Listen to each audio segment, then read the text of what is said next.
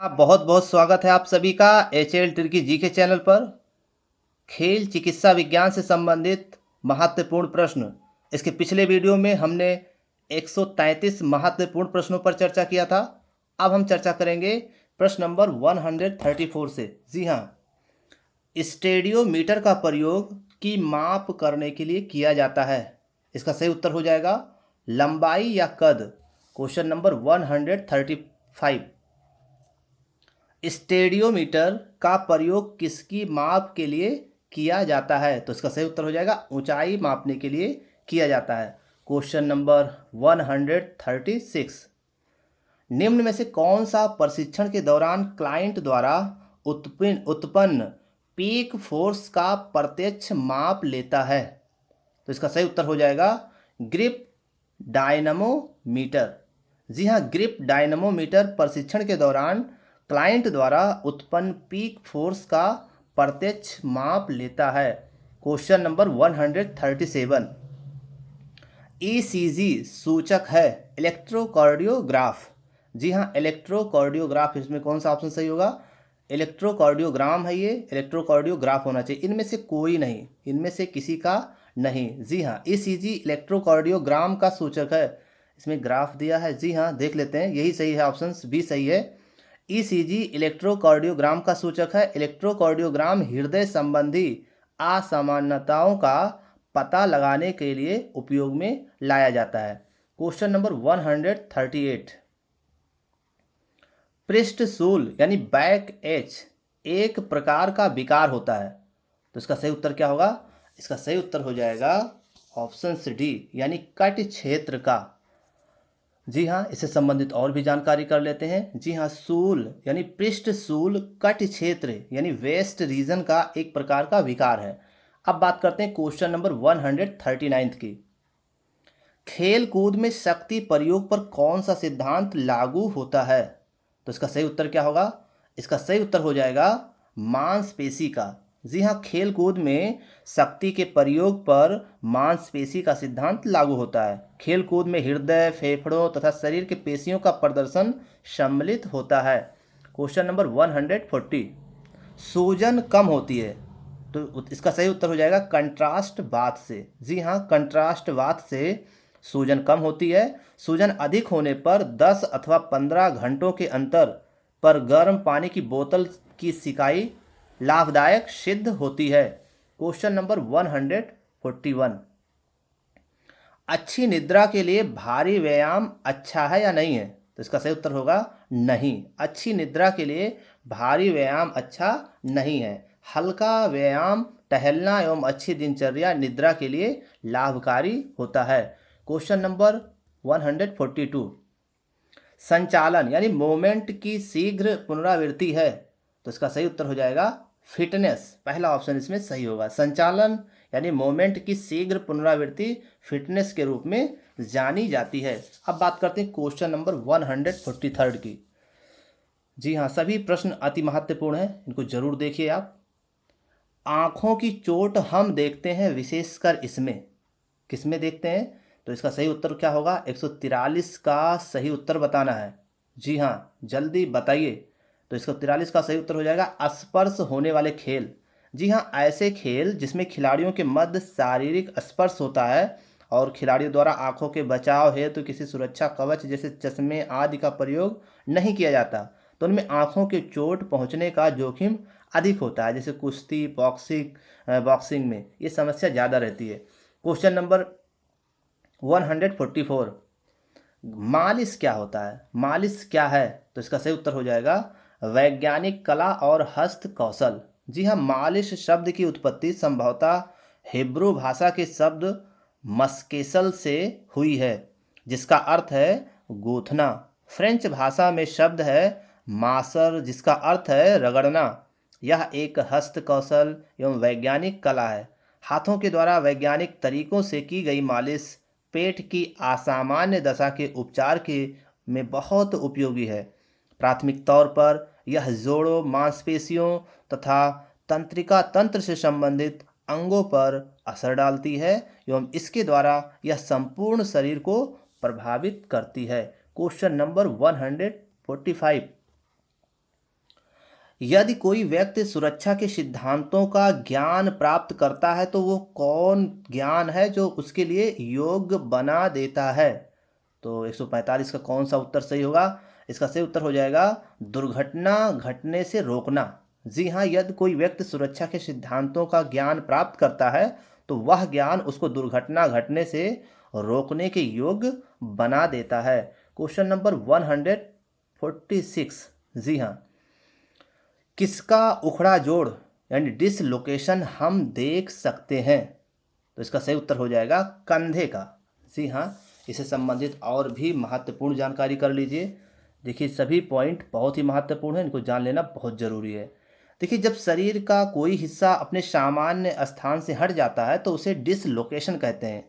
जब हड्डियां डिसलोकेटेड हो जाती हैं तो जोड़ों पर वह ठीक प्रकार से नहीं मिलती हैं, जिससे दर्द और सूजन होती है। कई बार हड्डियों की डिसलोकेशन कम होती है तो डॉक्टर इसे अपूर्ण डिसलोकेशन कहते हैं। कुछ अन्य मामलों में हड्डियां एक दूसरे से पूरी तरह से अलग हो जाती है, तब डॉक्टर कोशिश करके उन्हें पुरानी अवस्था में लाती हैं। इस प्रक्रिया को कहते हैं डिसलोकेशन कम करना। ये खेल एवं स्थिति पर निर्भर करता है। इसका कारण है संबंधित अंग पर चोट लगती है, जैसे घुटना, कलाई, कंधा, टखना आदि में जर्क लगने से डिसलोकेशन हो जाती है। तो अब बात करते हैं क्वेश्चन नंबर 147 की। निम्नलिखित में से कौन सी खिलाड़ियों की चोट एक कठोर ऊतक चोट है? इसका सही उत्तर हो जाएगा कंधे का विस्थापन। जी हाँ, कंधे का विस्थापन यानी कि शोल्डर डिसलोकेशन खिलाड़ियों का एक कठोर ऊतक चोट है। Question number 148। सांप के काटने पर क्या किया जाएगा? तो इसका सही उत्तर क्या होगा? इसका सही उत्तर हो जाएगा बैंडेज का प्रयोग किया जाएगा। अब बात करते हैं क्वेश्चन नंबर 149 की। जी हाँ, क्वेश्चन नंबर 149 है सर्प काटने के तुरंत बाद क्या करना चाहिए? तो इसका सही उत्तर हो जाएगा क्रेप बैंडेज का प्रयोग करना चाहिए। जी हाँ, सर्प काटने के तुरंत बाद क्रेप बैंडेज का प्रयोग करना उचित होता है, क्योंकि इस बैंडेज को सर्पदंश वाली भुजा में लपेट देने से भुजा की गतिशीलता कम हो जाती है और जहर के खून में फैलने की तीव्रता कम हो जाती है। Question number 150। जल जाने पर आप क्या करेंगे? जी हाँ, इसका सही उत्तर हो जाएगा ABC यानी कंबल से ढक देंगे, नीचे लेट जाएंगे, अधिक जल का उपयोग करेंगे। अब बात करते हैं क्वेश्चन नंबर 151 की। जी हाँ, पीठ की समस्याओं और पीठ दर्द से बचने के लिए किस बिंदु को ध्यान में रखना जरूरी है? तो इसका सही उत्तर हो जाएगा उन व्यायामों को करना जरूरी है जो पीठ की मांसपेशियों में खिंचाव लाते हैं। अब बात करते हैं क्वेश्चन नंबर 152 की। जी हाँ, खेल में चोटें कैसे लगती हैं? तो इसका सही उत्तर क्या होगा? इसका सही उत्तर हो जाएगा जब खेल के नियमों का पालन नहीं किया जाता है तब। Question number 153। लचीलापन बढ़ाने के लिए कौन सा व्यायाम सबसे ज़्यादा जरूरी है? तो इसका सही उत्तर हो जाएगा मुक्त हस्त व्यायाम और प्रतीक्षा प्रशिक्षण व्यायाम। 153 का फिर से देख लेते हैं। लचीलापन बढ़ाने के लिए कौन सा व्यायाम जरूरी है? तो इसका सही उत्तर हो जाएगा मुक्त हस्त व्यायाम और इसके अलावा तनन व्यायाम यानी स्ट्रेचिंग। A और D ऑप्शन इसमें सही है। और भी विस्तृत जानकारी के लिए ये देख लेते हैं। जी हाँ, लचक को बढ़ाने या विकसित करने की विधियाँ। वैलेस्टिक विधि, इसमें क्या होता है? वैलेस्टिक विधि में क्रियात्मक या गतिविधि लयात्मक ढंग से घुमाकर की जाती है। और स्थिर खिंचाव वाली विधि में क्या होता है? स्टैटिक स्ट्रेचिंग मेथड में क्या होता है? इसमें होता क्या है? स्थिर खिंचाव वाली विधि में धीरे धीरे सफलतापूर्वक खिंचाव अवस्था में आना तथा इस अवस्था में रुके रहना शामिल होता है। वहीं बात करें थर्ड पॉइंट की, गतिशील खिंचाव विधि, इसमें क्या होता है? डायनेमिक स्ट्रेचिंग मेथड में क्या होता है? गतिशील खिंचाव में टांग व हाथ का नियंत्रित घुमाव शामिल होता है, जो व्यक्ति को धीरे धीरे उसकी गति के क्षेत्र की सीमा तक ले जाती है। फोर्थ है मुक्त हस्त व्यायाम यानी free hand exercise. Question number next की बात करें तो ब्लड शुगर के लिए उपयुक्त व्यायाम है। तो इसका उपयुक्त व्यायाम क्या होगा? इसका सही उत्तर इसमें तो स्टार बना हुआ है, यानी कि इसका विस्तृत देख लेते हैं कि इसका विस्तृत क्या होगा। देखिए, जो ब्लड शुगर के लिए उपयुक्त व्यायाम है, मधुमेह एक खतरनाक बीमारी है। यदि मधुमेह को नियंत्रित नहीं किया जाता है तो इससे गुर्दे फेल हो जाते हैं, आंखों की दृष्टि कम हो जाती है, अंग छेदन होना व हृदय वाहिका संबंधी बीमारियों का होना आम बात है। मधुमेह एक ऐसी बीमारी है जो हमारे शरीर में कोशिकाओं के द्वारा प्रयोग में लाई जाने की अपेक्षा हमारे रक्त में शुगर को जमा कर देती है, अर्थात हमारे शरीर में रक्त में शुगर के स्तर को बढ़ा देती है। वास्तव में हमारा शरीर हमारे रक्त में शुगर के स्तर को नियंत्रित करने के लिए इंसुलिन नामक हार्मोन्स का प्रयोग करता है। रक्त शर्करा को नियंत्रित करने के लिए टहलना, दौड़ना, उपकरणों द्वारा व्यायाम एवं मुक्त हस्त व्यायाम सभी लाभकारी हैं। तो इस तरीके से ये है क्वेश्चन, जो इसका उत्तर जो है थोड़ा ऑप्शन सही नहीं है, इसमें ऑप्शन जितने भी दिए गए हैं वो सभी सही हैं। अब बात करते हैं क्वेश्चन नंबर 155।